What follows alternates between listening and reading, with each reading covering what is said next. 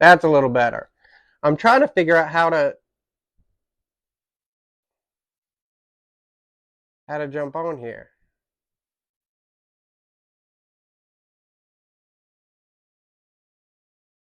All right, let's see.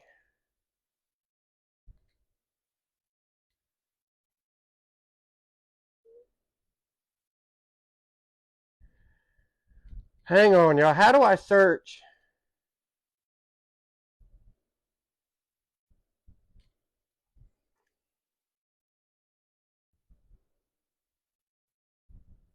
How do I search this?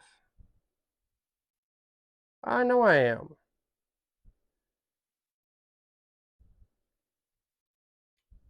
Can anybody help me out with how I can invite people? Because I did it last time and I'm not sure.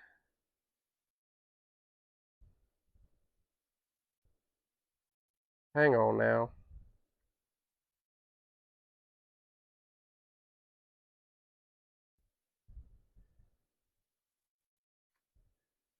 Hang on, y'all. I'm trying to figure out how I can invite him.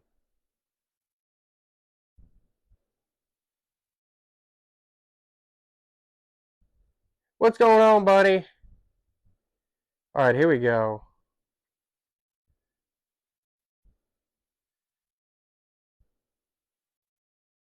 I'm trying to figure out how we can. Now we're talking.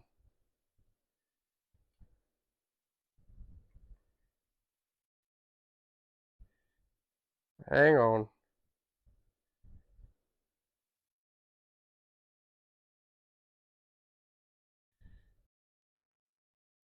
I figured it out, y'all.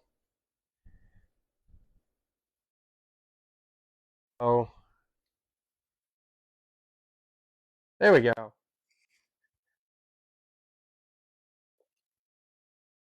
There we go. Hopefully that's going to work. What's going on, buddy? Well, that was embarrassing. It was easy, and then I was like, wait a minute. What's No, going on, man? I was having a grand old time chatting it up with everybody on mine. I'm like, Oh, how I do I was get too. Bobby on I was here? like, is there anybody in the comments that can help me? Because it was easy last time. Once I got it, and I was like, it finally popped up, and it was like friends, and I was like, wait a minute.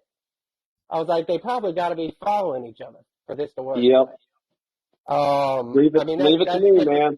that's typical. Good to see you too, man. Thanks for jumping on. Oh, it's fun. So I'm gonna jump right in. I'm gonna jump right into a question that I've been wanting to ask you, and Oh, goodness. we'll get into the fishing later on. But you obviously, like I've told so many people, have been one of my favorite YouTubers to watch. I mean, from the You make betting. me blush. Oh, come on now. I'm sure you've heard that 1,000 times. But when did you decide to focus on on social media?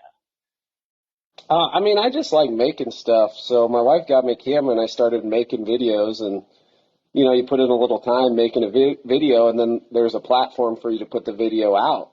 So I'm like, well, I'll just throw it on YouTube. And I didn't think much of it, and I just I like making stuff and I like getting better at stuff. So I made the videos and I tried to start making them better, and then more people started watching them. And I'm like, oh, this is pretty neat. And then you kind of mess around with it, put out 2 or 3 videos in a year, and then you start doing more and more because you get better at it, more efficient at it, and then I found out you could make money. I'm like, whoa! So I could like Whoa. pay for my gas by doing what I'm already doing, and I'm like, all right, I guess we're gonna let that. We'll just see where it goes. And I kind of approached it like a job, but it didn't really feel like a job because it was fun. But Yeah.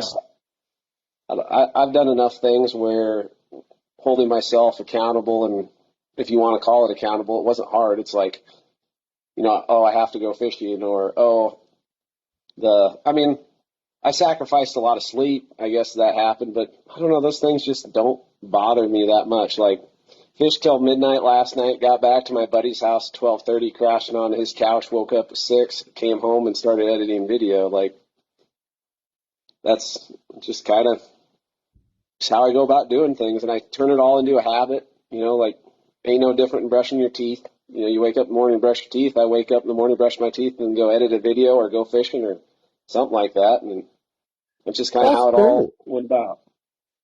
That's cool. How long did it really take you to really see like a difference in following? So I know like a lot of people starting out, they're like, oh, the first however long was pretty slow. And then once it caught on, it really caught on. What point was that for you? There was like a video that kind of opened my eyes. Like when I first started doing it, they were just short little videos, kind of like 5, 6, 7 minute or less, maybe 3 or 4 minute videos that kind of just highlighted the catch.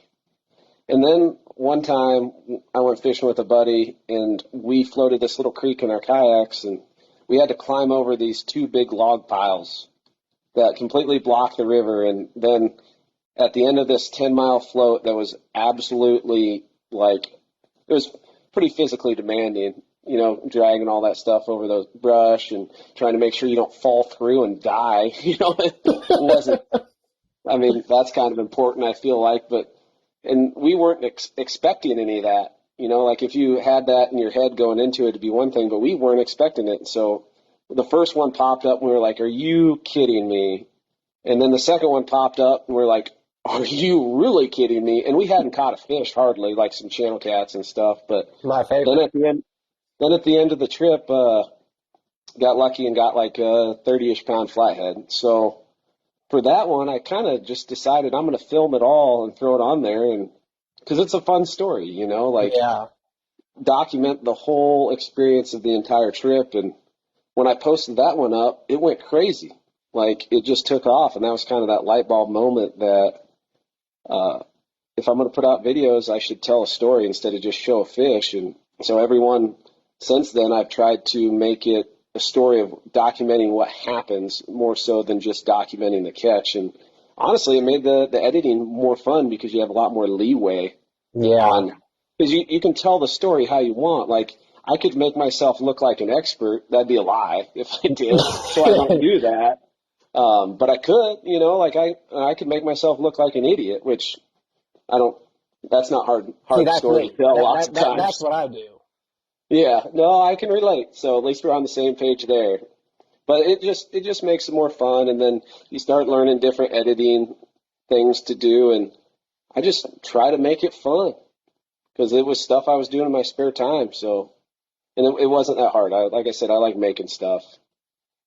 That's awesome. Hmm. So I guess now I want to jump in to, you run, obviously you do some guiding as well. Hmm. How long did it take for you to get comfortable?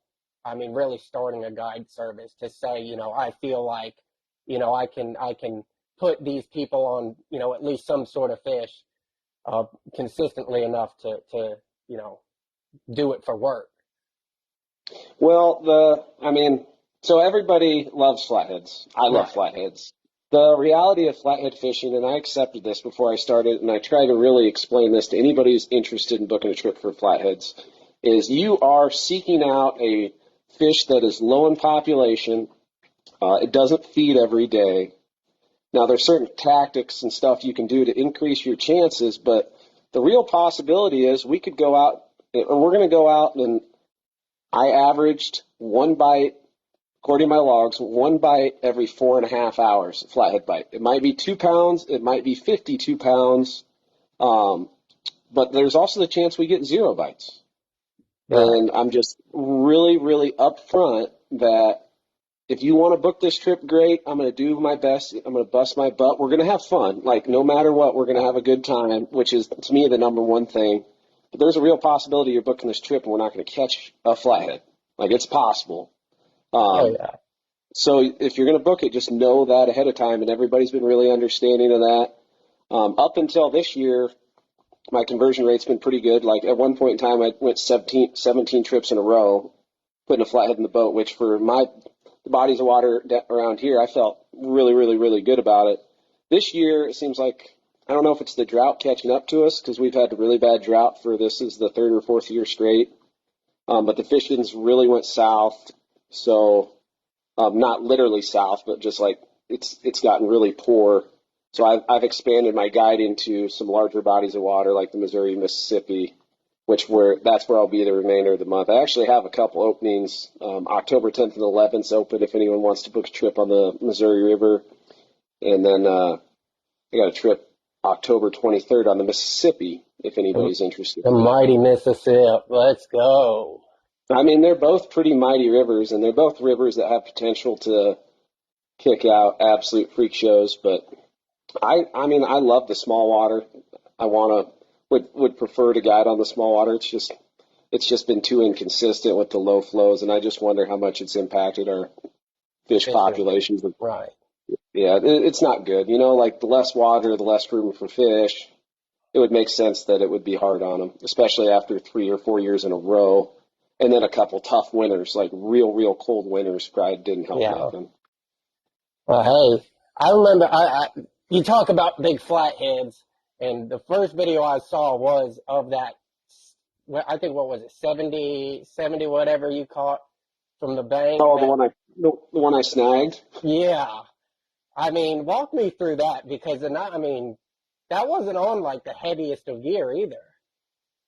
It was heavier than what you think. It wasn't like a beef stick fishing rod, at least from appearance, that people are used to seeing with catfish, but it was all carbon rod. So even though it was thinner in diameter, it had a lot of backbone. The reel put out 20 pounds of drag, and I was fishing with 80-pound braid mainline and then a 40-pound fluoro leader that I just spliced together. So I put some heat on that thing, man. Like I was cupping the spool at times too, because the way that current was running, if he got out in the main channel, like he was bye-bye.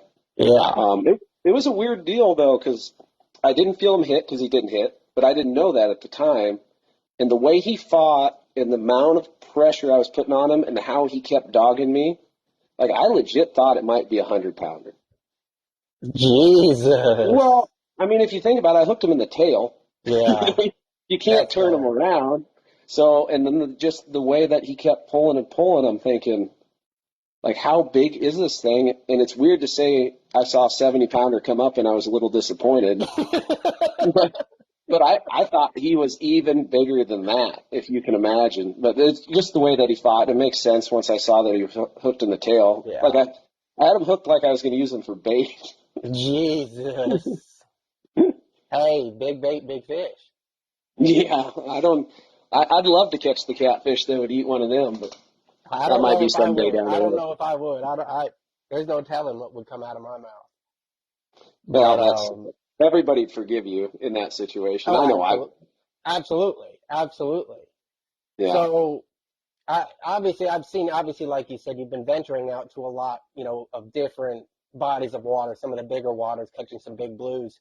So now I'm gonna propose the question: would you rather, a 100-pound blue or an 80-pound flathead? What would you be happier with? Dude, if it was a 100-pound blue or a 60-pound flathead, I'm going with the flathead. Really? Oh yeah. Like Wow. I love blues and they're a lot of fun, but there's just something special about a flathead. Yeah. I mean, It, that's true. and it So, just kills me a little bit that how rough a shape our rivers are.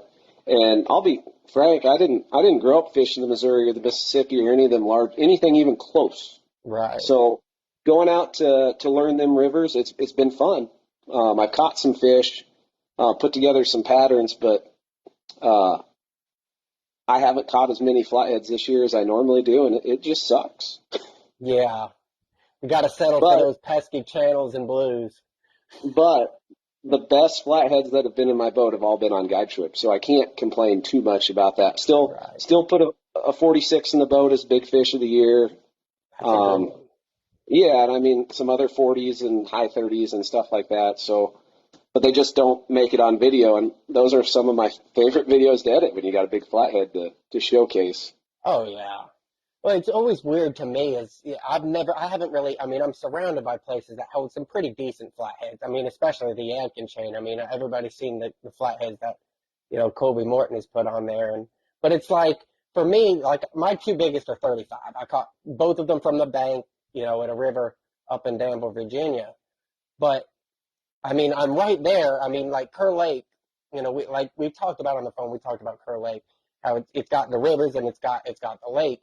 I just can't leave those blues alone. And that's kind of why I asked that question, is because, like, for me, I'm not chasing. I would very much appreciate a triple digit as much time as I put on Kerr Lake. But it's always intrigued me with flatheads how you can just go from this, a rod sitting there doing this, and all of a sudden somebody pulls in a 50, 60-pound flathead. And here I am thinking it's a channel cat. But Yeah. for me, it's like that takedown. Oh, nothing compares to a blue cat takedown. And the other side of it too, man, is the things that flatheads really got going for them. I think this is how I look at it: is they're kind of a fish of the masses. Like blue cat fisheries, they're a fish of big water, which you can get them from the bank, but they're not as easy to target. Now, you're definitely not going to catch as many blues from the bank as you would if you could get off the bank. Yeah. They're more pelagic. They move around. They lots of times relate to river channels or ledges and stuff like that are way out of casting range lots of times. Whereas the flathead, they don't mind shallow water. They don't mind being right on the bank. They are a fish where anybody who can get to water has an opportunity to catch something absolutely enormous. So there's that aspect of it. And then the other aspect is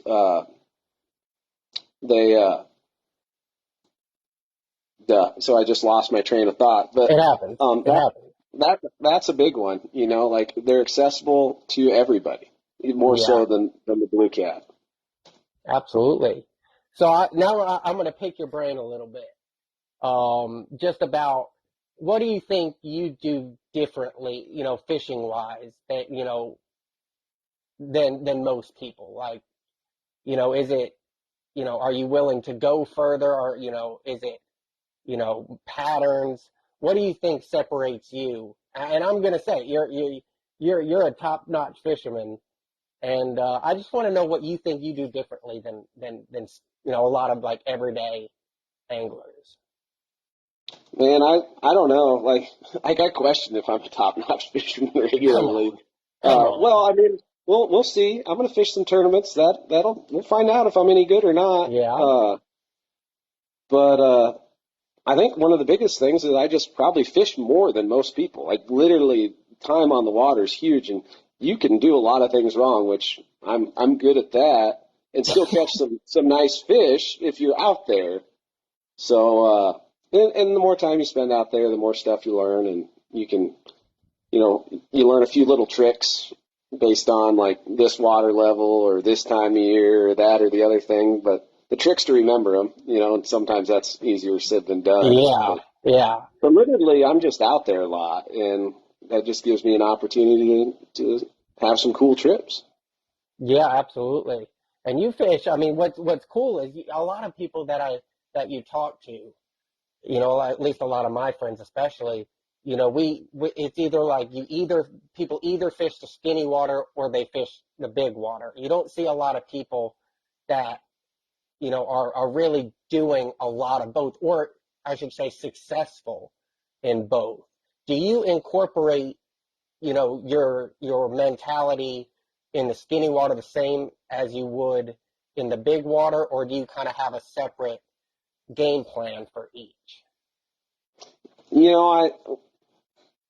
Like I said, I didn't grow up fishing big rivers. We had some decent sized reservoirs, and I'd fish those a little bit growing up, but predominantly small water. And then I start fishing those bigger waters, and I tried to take the concepts from the small rivers and streams and apply them to those bigger rivers. And some of them do, but not all of them. Like a catfish is a catfish no matter where he lives, but if the environment's different, he's going to respond different to the same thing as he would in a different environment. Like if you're on the Mississippi, there's wing dikes, whereas on a lot of these small streams, there's not.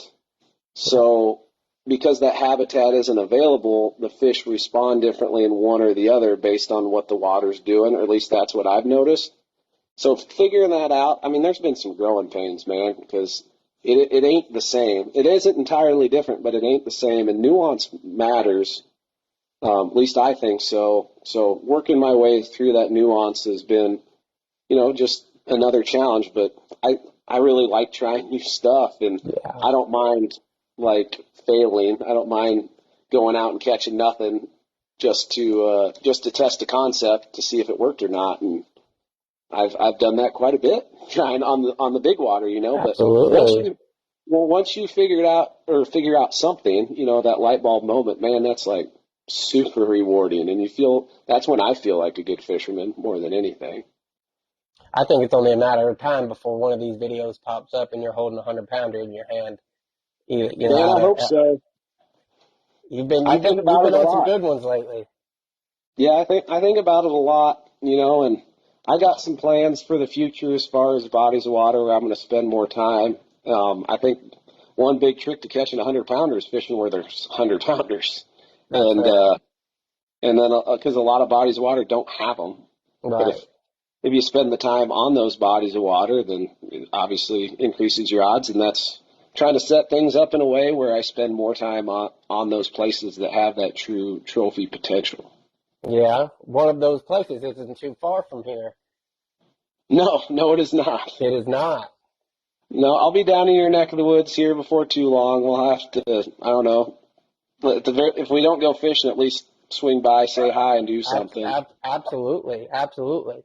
Now I want to talk about you've gone on two dream trips of mine. You've chased some big Wells catfish. Sorry, the UPS man's here. UPS. The dogs are letting me know. That's always a good Hey, thing. you guys keep it down up here. Oh, they're just staring at me. Well, I don't blame them. They're looking at you like, don't tell me to shut up. Yeah, they're pretty. Yesterday I was running up the stairs and I stubbed my toe on a stair when I jumped up and fell on the ground and like smoked my shins on the hardwood floor, and I was laying there writhing in pain, and the dogs looked at me like, "You're pathetic. Get You're up." pathetic. Come on No, but now. you're saying something about trips. Yeah, I mean, just how cool is it to, I mean, not only visit different bodies of water kind of around the U.S., but I mean, what about some of these trips, like the Wells catfish? That's always been a dream trip of mine to go catch Hmm. those Wells catfish. What was that like?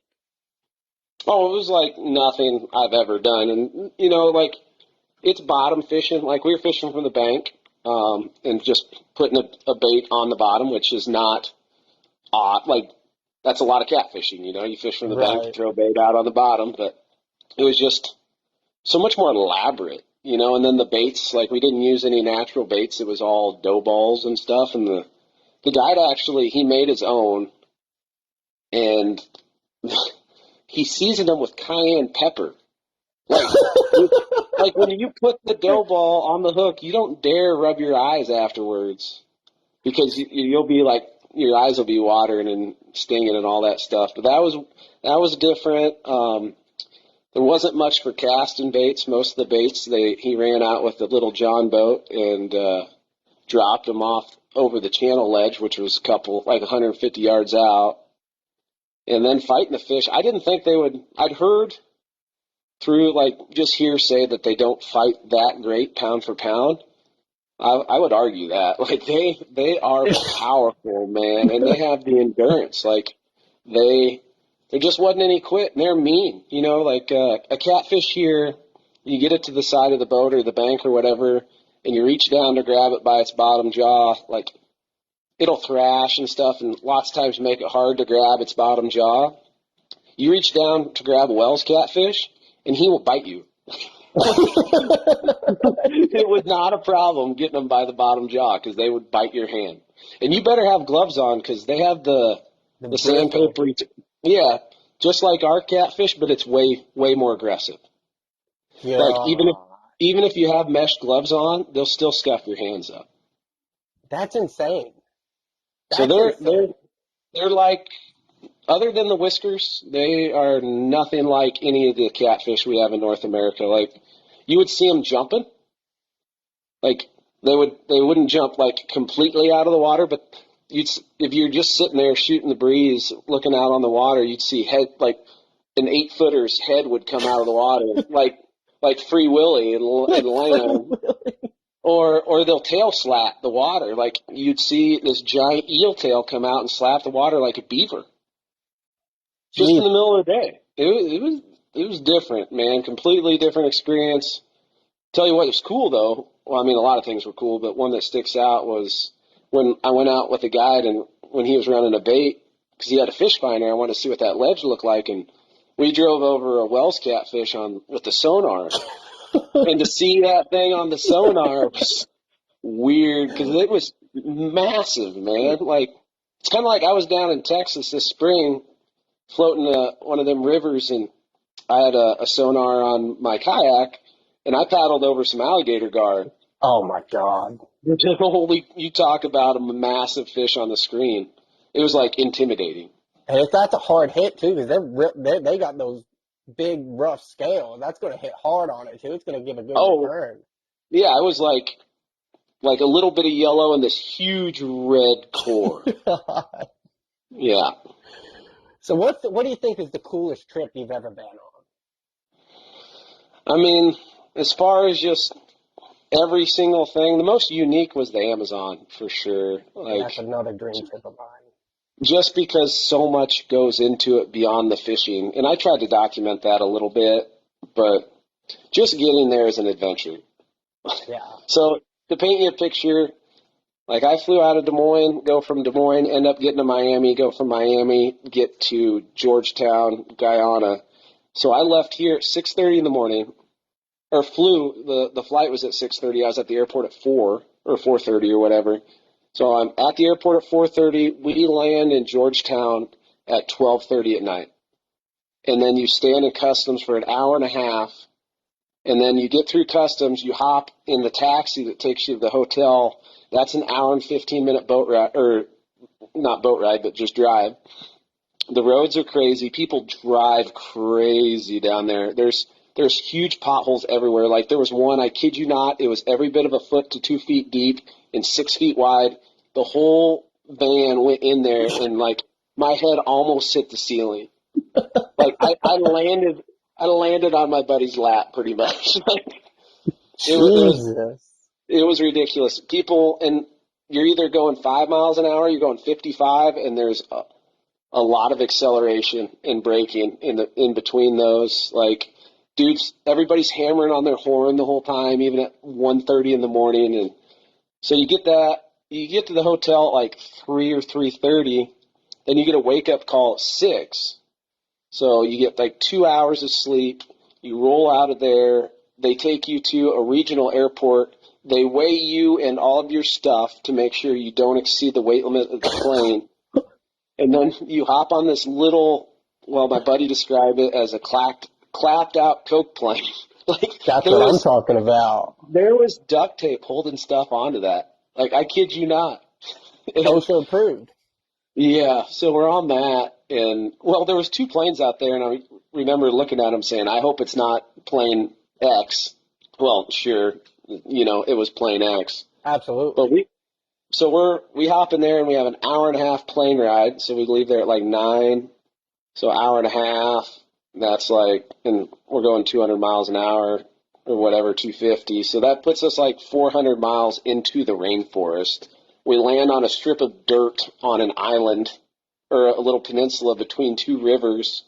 So we land there, grab our stuff, throw it in boats, and then we have a 5.5 hour boat ride up to camp. So we're going 20 miles an hour. Yeah, it's like 100-some-mile boat ride on this little 16-foot V bottom with a 15 horse on the back to get us to camp. And then you get there. I mean, it's on the equator, so the sun sets at 6, the sun rises at 6 every single day, all year round.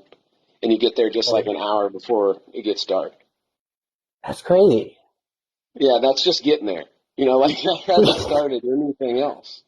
And then you guys are out there using peacock bass for bait. Like, I'd be happy with catching a peacock bass, and you guys are like, yeah, let's just drop them down.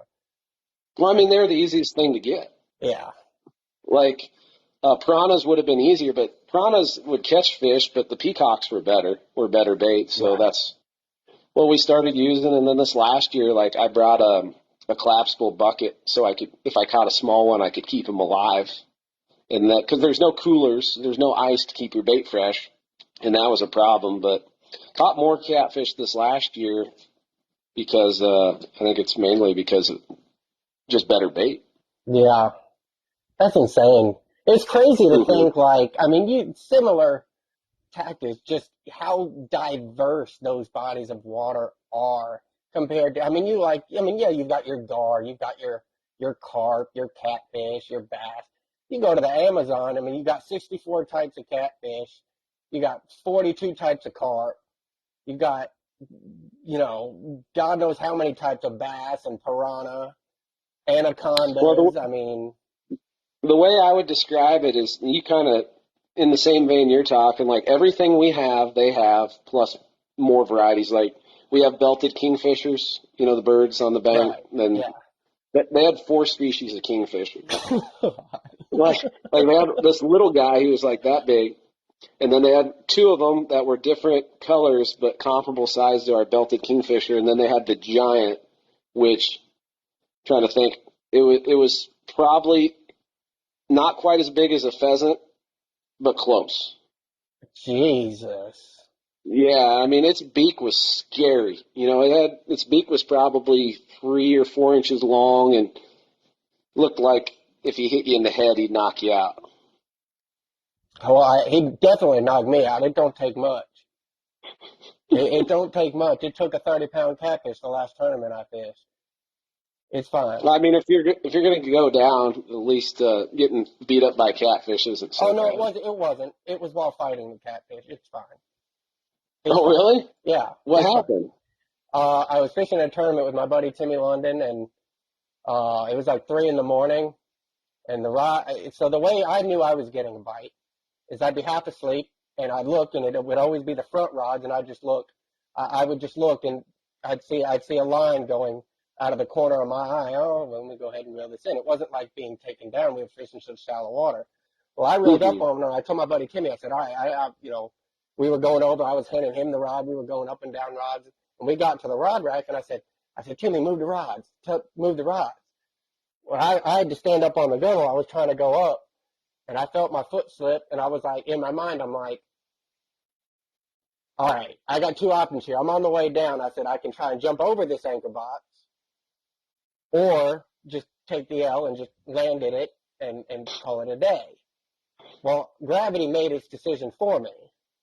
Sure. By the time I overthought everything, it was just, I was in there. But the funniest part is I was over there handing the rod to him. I was like, Timmy, fight, the rest of this fish. I didn't know how big it was.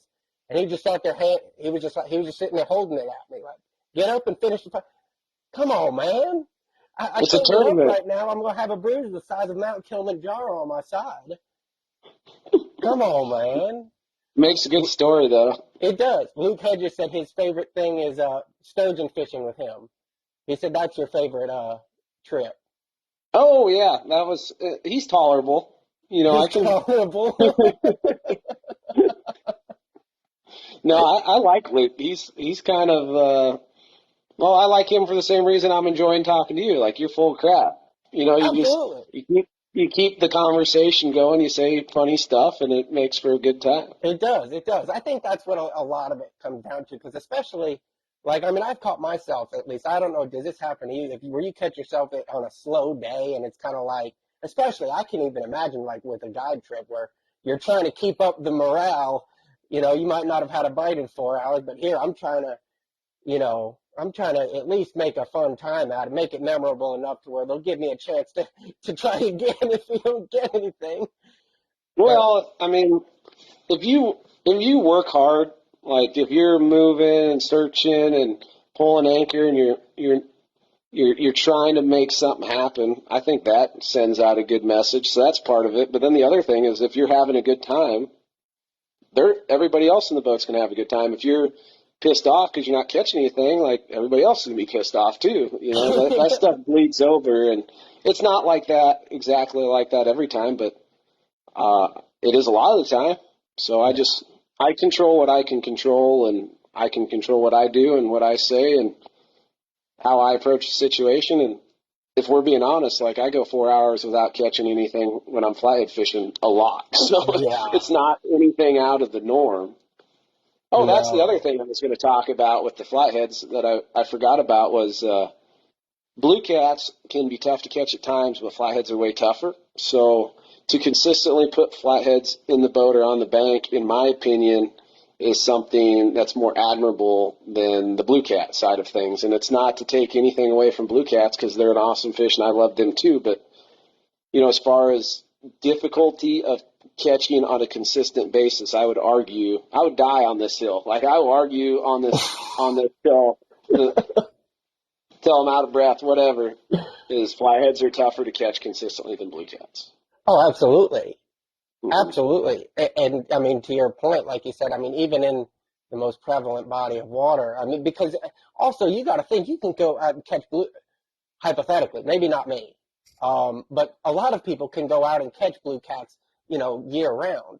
Whereas you get Mm-hmm. into that winter time, I mean, you can luck into them, but man, they can be tough to navigate during the winter time. Is that the same up Well, there? there's the controversy of do they bite in the winter, and a North Carolina winter or South Carolina winter is way different than an Iowa winter.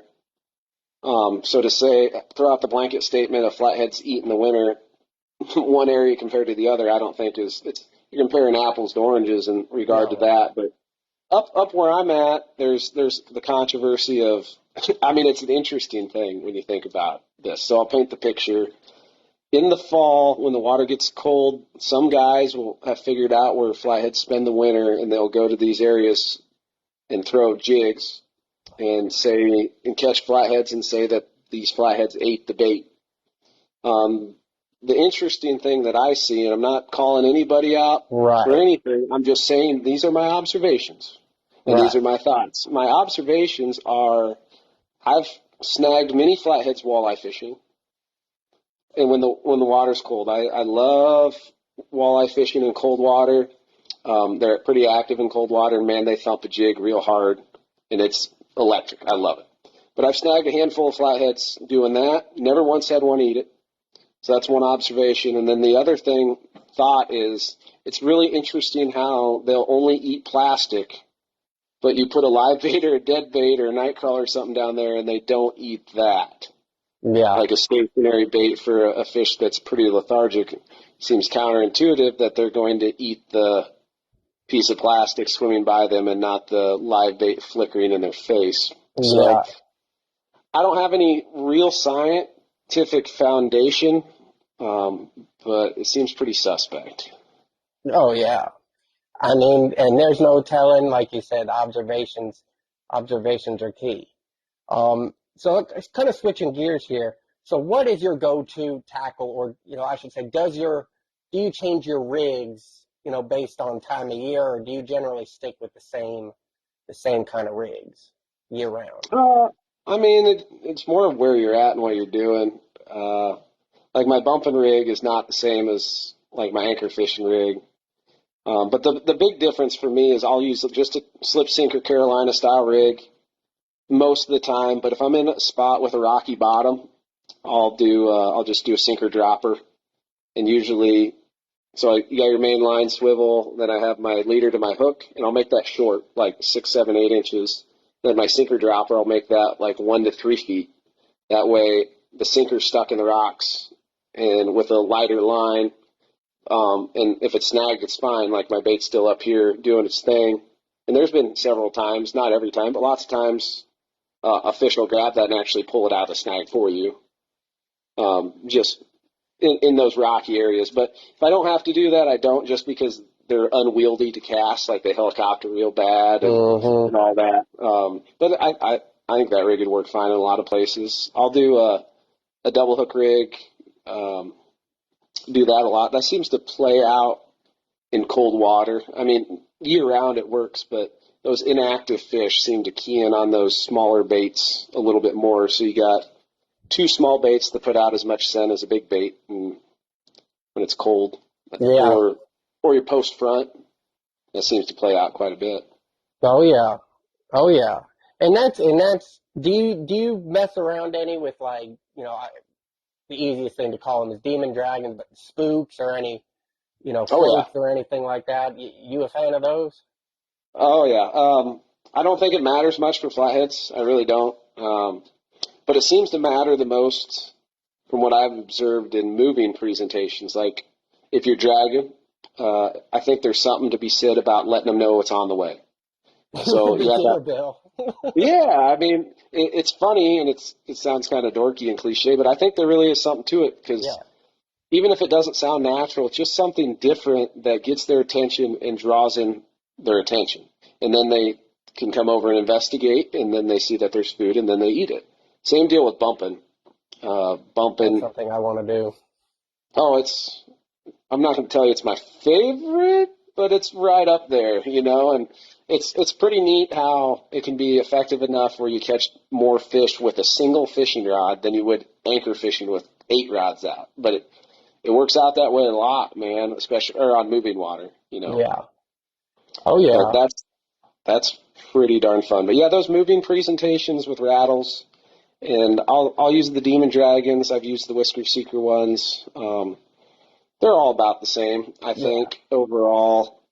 The only thing I will do at times has nothing to do with effectiveness of fishing, just saving me money on the wall. It is like the little rattles, like the rattle balls or whatever. Yeah. Yeah. I know what you're talking about.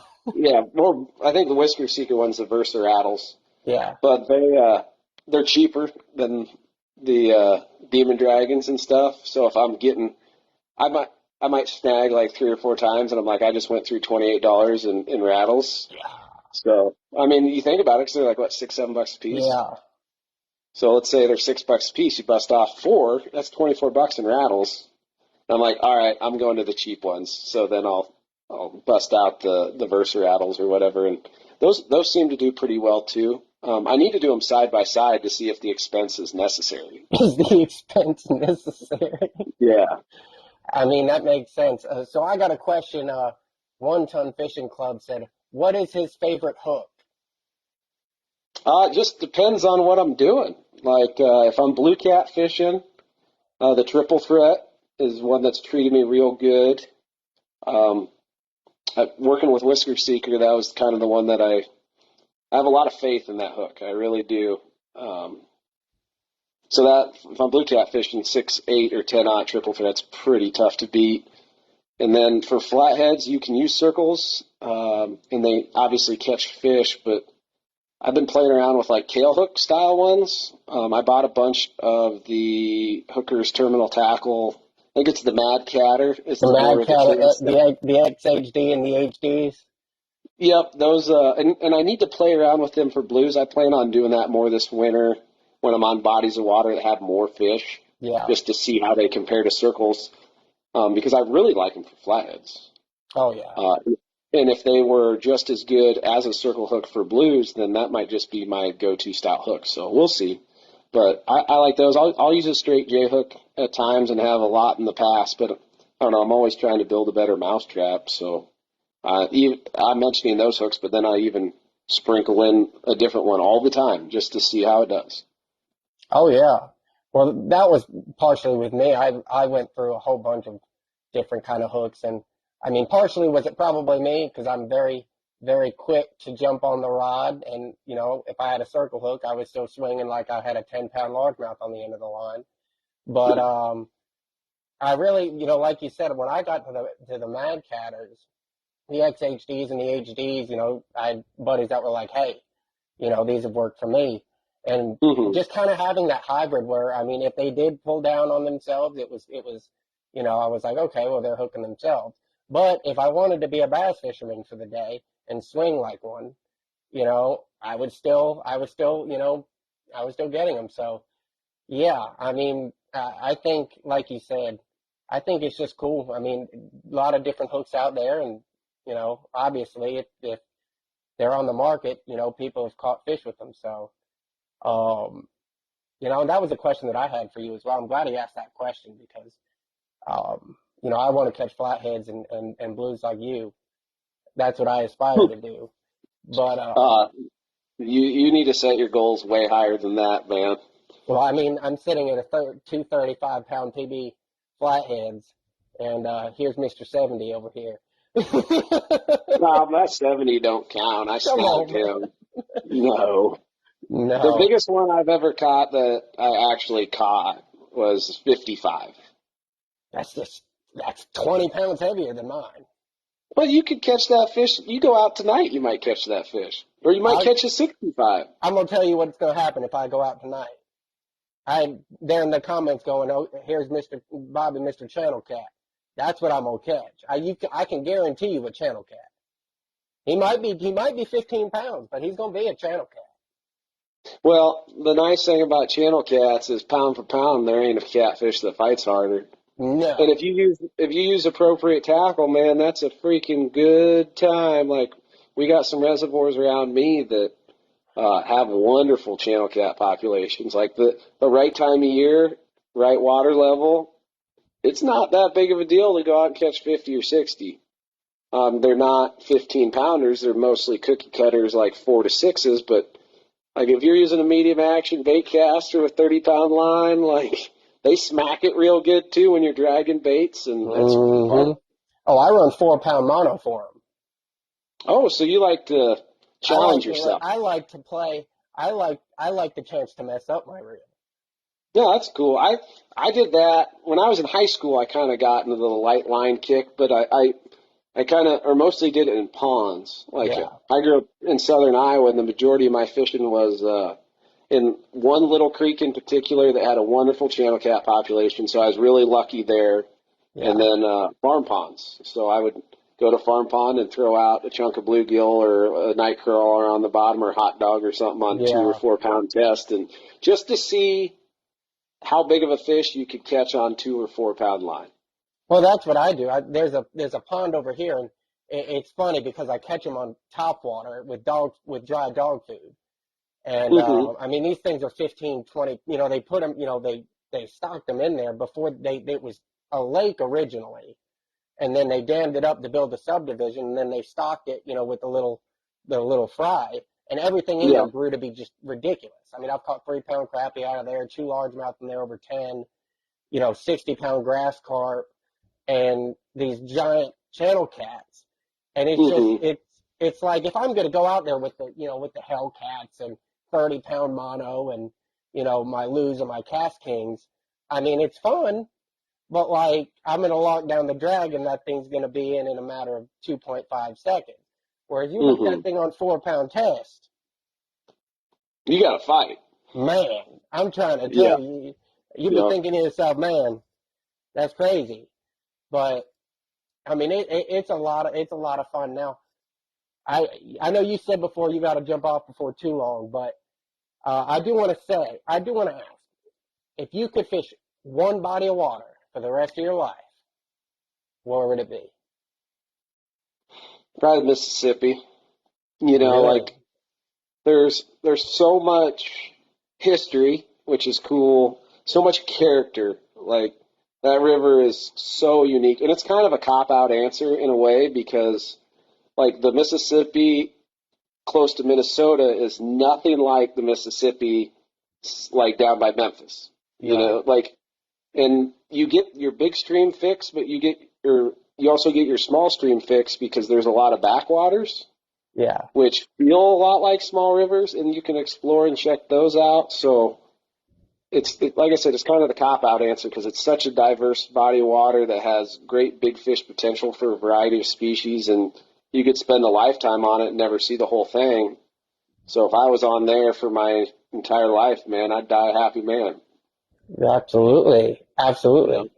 I got one more question, and I was thinking about your videos, and one comes to mind, and it hurt me to watch. And I think you know which one I'm talking about when it comes to a big flathead that didn't come in the boat. I'm sure you know exactly the one that I'm talking about. Hmm. Walk me through it, but also, I mean, how big do you think that flathead was? I suck at weighing them or guessing the weights, and I suck even more when they're in the water. Can't weigh them in the water, Yeah, but if God came down and said, "You better get this right or you're coming with me." Um, I would bet 64.5. Oh, so you think it was bigger than that 55 that you caught? Oh, he was probably 50 to 52 inches long, man. Like What? he was huge. What is, I mean, obviously watching the video is different, but I mean, walk me through just, I mean, leading up to that, the fight and then kind of post fight, just what, how did that all come about? Well, the thing is, like, you hear people say the big fish bite when you least expect it, and Right. that it couldn't have been any more unexpected. Like the spot didn't look like a big fish spot. Um, I mean, you can get them any time of day, but it was kind of in the afternoon doldrums when you're kind of mentally checked out on top of that, and it was a hot day, and it was a spot with some shade that looked like, who knows, there might be a fish here, maybe not, but there's shade, so I'm going to pull and toss baits for 5 minutes just to see what'll happen. And the bait barely hit the bottom, and then the rod folds over and it's rip and drag like a blue cat hit it. It wasn't your standard flathead hit, with this nice slow pull Yeah. down. It was just boom, drag peeling, and I was checked out in the moment, like barely paying attention. So suddenly I'm woke up, still trying to figure out what's going on. Like, what am I dealing with? Like, if this was down on the Mississippi or the Tennessee River or something like that, I would have bet a lot of money it was a blue cat the way it hit. Yeah. But I fight this fish. The power is like no other. Like to this day, I've never hooked a flathead that has that kind of power. I stood up in my kayak just to hopefully get more leverage on him, so I could lift him up off the bottom because I was tied off to a tree and I knew underneath of me there was a bunch of branches. But the issue with the situation was on the right side, it was more clear as far as stuff for him to tangle in, but there was more current. And on the left side of me, there was less current but more stuff to tangle. So it's like, which do I pick to try and land him? Because as soon as I pop, but how clearly can you think when you see a fish like that pop up? I know me. I wasn't like my headspace wasn't great because like I was just kind of lollygagging in Wonderland before he bit, and then I see him pop up, and every logical idea pretty much exited my brain.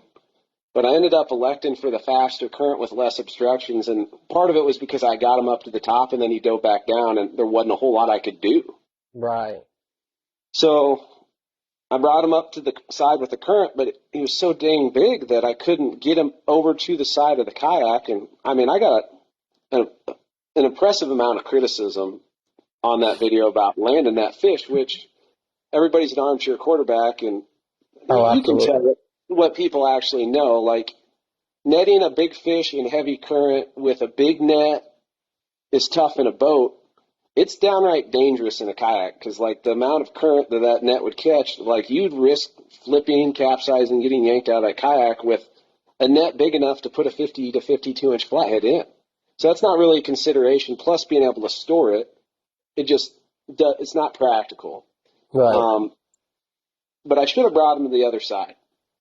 If he got 10, I mean, hindsight's 20/20, but I wouldn't have had to grab the line the way I had to grab the line to get him to me. But a lot of it was I just trusted that line. It was 50-pound Suffolk Superior, which is a great, great line. And he Mm-hmm. was just so dang big. There was so much pressure. I was holding on the leader. And when that line snapped, because I had visions in my head of what I was going to do after I landed him. I'm like, I'm going to get him in the kayak. I'm going to paddle over the bank real quick. Like, because I'm thinking, trying to be prepared, because I want to stress this fish out as little as Right. possible, still document it the best I can, and try to get that win on both levels. So I was already thinking about all of this stuff, and then because he was beat, we fought, we duked it out. He was beat, he was wore out, and I got him to the side of the kayak, and that current just made it hard enough where I couldn't keep him on the side and grab his mouth. I actually got one finger on his jaw, like touched him,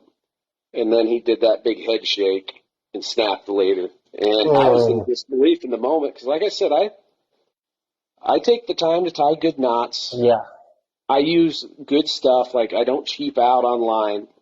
Well, some line I do, but Okay. the leader line I don't. The braid, there's so many good braids out there. I'll go cheap on braid, but Yeah. the leader lines I don't cheap out on those. And I was just astonished. I was astonished to see that fish. Then I was totally astonished that he busted me off after I already had him beat. And then it hit me like what really just happened. The fact that I fought, saw, and nearly landed but lost the biggest flathead I've ever seen in my life, aside from the one I snagged. It just hit me like that thing was 10 pounds bigger than any other flathead I've actually caught. And he's gone. Man, Yeah. that's tough. That's tough. But that's fishing, especially if you're going to fish for big fish, you're going to lose some. It's unavoidable. Like Hmm. the bigger the fish, the more you're going to lose. Like they fight harder, they get bigger, they put more stress on tackle. There's just more opportunity for things to go wrong, and I've accepted that. And I've lost other fish too, and fish that I didn't get to see, but I would have liked to. I go back and forth though. Is it better to see them and then lose them, or lose them and never see them? I don't know. Uh, that's a question, and my answer to that is I would rather not see them. Okay, Here's why. It might take me a minute, but I'm going to convince myself that it was just an angry 10-pound channel, sure. knowing good and well it was probably a triple-digit fish that pulled, 60 yards of line in the rod holder with 30 pounds of drag. But it was a 10-pound channel a couple of days later in my mind.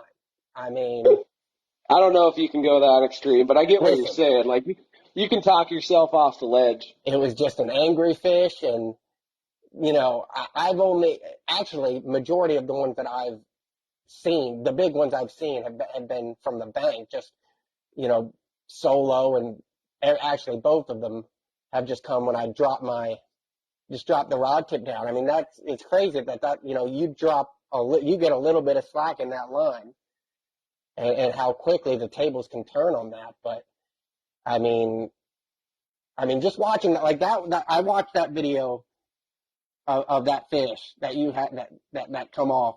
I think I watched it 1.5 times because after the second half of the time, I was like, I feel for the guy. Like It, that hurt it, me internally because the first time I watched it, I didn't read the title. All I read was like fish of a lifetime or something like that in the title. And I didn't look at the rest, and I was in on it. And you fought that fish and I saw it coming up and I was excited. I was like, yes, this is the one. Like this is the videos we want to see. And it came yeah. off and I was like, oh no, like, but I didn't know how big it was. Like I didn't know if he thought it was like 50 pounds, 40 pounds, like It's that. tough to tell in videos, and then GoPros make things look small when they're ways away. But I I will confidently tell you it was over 55, 110%. And if I had to bet, I would bet it was in that 60 to 65, probably closer to 65-pound range. That's a good But fish. That's what keeps you coming back. it, it's Yeah. the cliche. It's cliche, but if I catch fish, I feel satisfied. If something happens where either I don't catch them when I should have, or I hook one and lose them, that's when I get a fire under my butt. Like you're talking about me as a top-notch fisherman, but I went out to a tournament on the Mississippi River earlier this summer, and I got my freaking teeth kicked in. Like I didn't finish dead last, but I wasn't far from it. Now I And, could make a million excuses about why it happened, but that don't matter. What does matter, and we'll see if it helps or not. I went out there and fished it again a couple weeks later for a week straight, just to try to figure out that fishery a little bit better. And if I would have done well in that tournament, I would have probably wouldn't have done that. right. But I'm hoping that it pays dividends in the future as far as me being a better, well-rounded angler. And I don't know, even if it doesn't, I still had fun out there. So it's a win-win either way. But yeah, it's those moments that where you don't have success or stuff like that that really kind of keep me on the water more so than the big fish caught. Yeah. I mean, one thing with me, I mean, just kind of, kind of closing thoughts here, just like, like when I lose a big fish, I try and tell myself I did something right. I did enough right to get that fish to bite. I was in the, we were right about the area, right about the rigs, the bait presentation. A lot of things had to go right for some of those trophy fish to even come up and grab a hold of that bait. You know, it, kind of afterwards, I mean, a lot of things can happen during the fight, but honestly, in my mind at least, the first part is always like you can go out, like you said, these depth finders, you go out and mark these big fish all over the place. How many big fish do you go over and mark that don't bite at all? It seems like you Most go to of them. Kerr Lake and yeah, most of them, and it pisses me. I mean, it's just kind of one of those things like just turn off the depth finder. I'm tired. I'm tired of this. I'm tired of this, Grandpa. But it's like when you do get it to happen, there's something to be said about that in my Yeah. mind. And at least it makes me feel a little bit better when I try and, sleep the second night because obviously it's not going to happen the first night. But that second night at least makes me feel better to know, hey, I did something right to get these fish to bite. And maybe it's something that you can replicate and maybe it just wasn't that time. Yeah, Um, I think there's a lot of schools of thought. There's a lot of good ways to look at it, and I think there's periods of time to look at it. One, like you want to focus on the positive after a real negative experience. I think there's value to that. Um, I I wrestled in high school and college, and that you learn a lot of stuff from that. And one lesson that really stuck out more than anything is you only get what you earn. You only get what you mhm, deserve. And if you aren't getting what you want, then you haven't done enough to earn it. exactly. So if you want it, go do what you got to do to make it happen. And that's what I try to work to. Like, is it success all the time? Absolutely not. But the only guarantee I make is I'm gonna keep trying. Like Yeah, as yeah. long as I'm breathing, I'm trying. Absolutely.